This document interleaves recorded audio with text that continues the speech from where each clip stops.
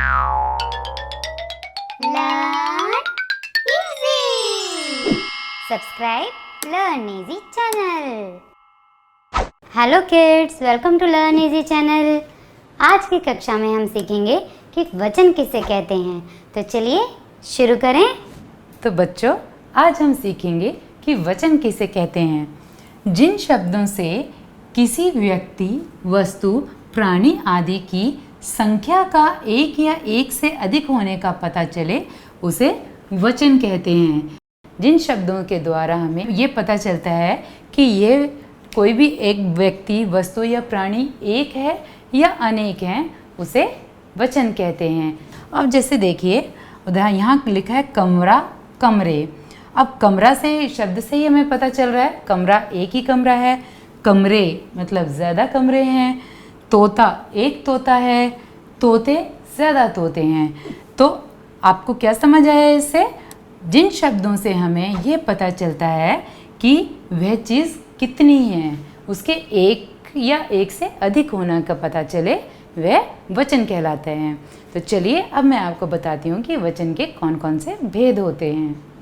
वचन के दो भेद होते हैं, एक वचन और बहुवचन।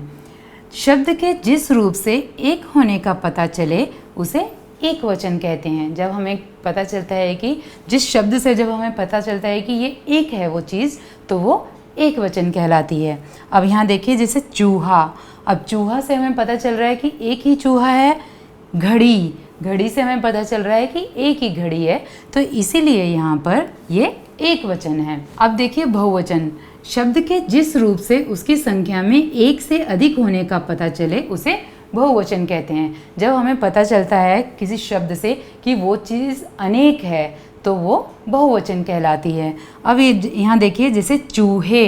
अब चूहे से ही पता चल रहा है हमें कि ज़्यादा चूहे हैं, एक नहीं है, वो ज़्यादा है, तो इसीलिए ये बहुवचन है। यहाँ लिखा है घड़ियाँ। अब घड़ी यहाँ लिखा है, तो इसका मतलब ज़्यादा है, वो एक से अधिक है, तो इसीलिए ये बहुवचन कहलाता है। तो बच्चों, अब एक वचन और बहुवचन तो आपको समझ आ गया होगा कि एक वचन और बहुवचन में क्या अंतर है। एक वचन का अर्थ है कि वह चीज़ एक है। शब्द से जब हमें पता चल जाता है कि वह चीज़ एक है, तो वह एक वचन कहलाता है। और जब शब्द से हमें ये पता चलता है कि वह एक से अधिक है, तो वह बहुवचन कहलाता है। तो चलिए अब मैं आपको बताती हूँ कि कुछ इसके जो नियम हैं, वो मैं आपको बताती हूँ कि वचन के कौन कौन से नियम होते हैं। तो बच्चों, अब ये देखो, आदर प्रकट करने के लिए एक वचन के स्थान पर हम बहुवचन का प्रयोग करते हैं। जब हम किसी बड़ों के लिए बात करते हैं, बड़े लोगों के लिए बात करते हैं, तो हम उनको आदर देते हैं, रिस्पेक्ट देते हैं। तो रिस्पेक्ट देने के लिए उनको हम बहुवचन का प्रयोग करते हैं उनके लिए। अब जैसे देखिए, माता जी काम कर रही हैं। माता जी एक ही हैं, पर उसके लिए हमने क्या क्रिया का प्रयोग किया? हैं। कर रही हैं, हमने क्या बोला? हैं। अब यहाँ देखिए, गांधी जी हमारे राष्ट्रपिता हैं।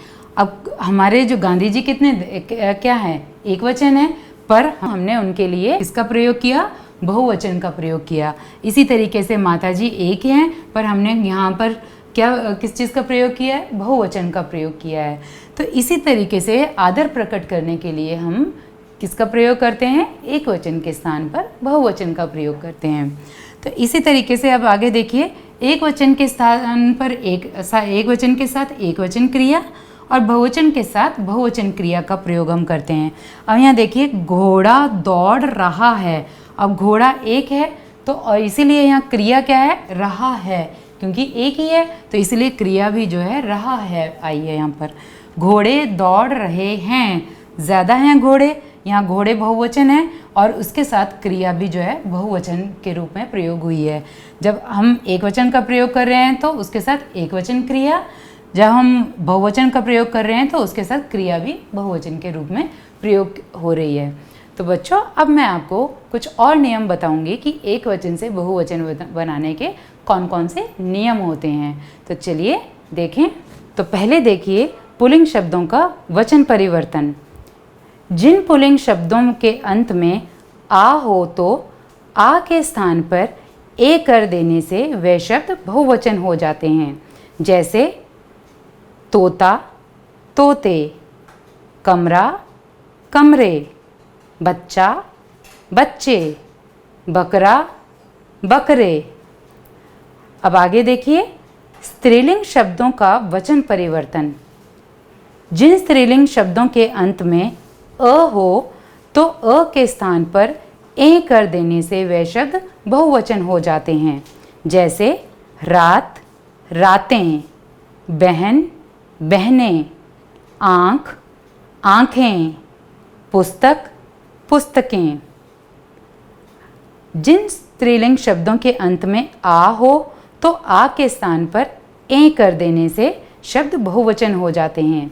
जैसे कविता, कविताएं, माला, मालाएं, महिला, महिलाएं। जिन स्त्रीलिंग शब्दों के अंत में ई और ई हो तो उनके स्थान पर या कर देने से तथा दीर्घ स्वर को ह्रस्व कर देने से वह शब्द बहुवचन हो जाते हैं। जैसे रानी, रानियाँ, घड़ी, घड़ियाँ, मक्खी, मक्खियाँ, लड़की, लड़कियाँ। जिन स्त्रीलिंग शब्दों के अंत में या हो तो या के ऊपर अनुनासिक लगा देने से शब्द बहुवचन हो जाते हैं। जैसे चूहिया, चूहियाँ, गुड़िया, गुड़ियाँ, चिड़िया, चिड़ियाँ, बुढ़िया, बुढ़ियाँ। जिन स्त्रीलिंग शब्दों के अंत में उ और ऊ हो तो उ के स्थान पर ए तथा ऊ के स्थान पर उए कर देने से शब्द बहुवचन हो जाते हैं। जैसे ऋतु, ऋतुएं, वस्तु, वस्तुएं, बहू, बहुएं, वधू, वधुएं। तो बच्चों अब तो आपको समझ आ गया होगा कि वचन किसे कहते हैं। जिन शब्दों से किसी व्यक्ति, वस्तु, प्राणी आदि की संख्या के एक या एक से अधिक होने का पता चले उसे वचन कहते हैं। और वचन के दो भेद होते हैं, एक वचन और बहुवचन। तो चलिए बच्चों आज की कक्षा में इतना ही। अगली कक्षा में फिर मिलेंगे, तब तक के लिए bye. Learn easy. Subscribe learn easy channel.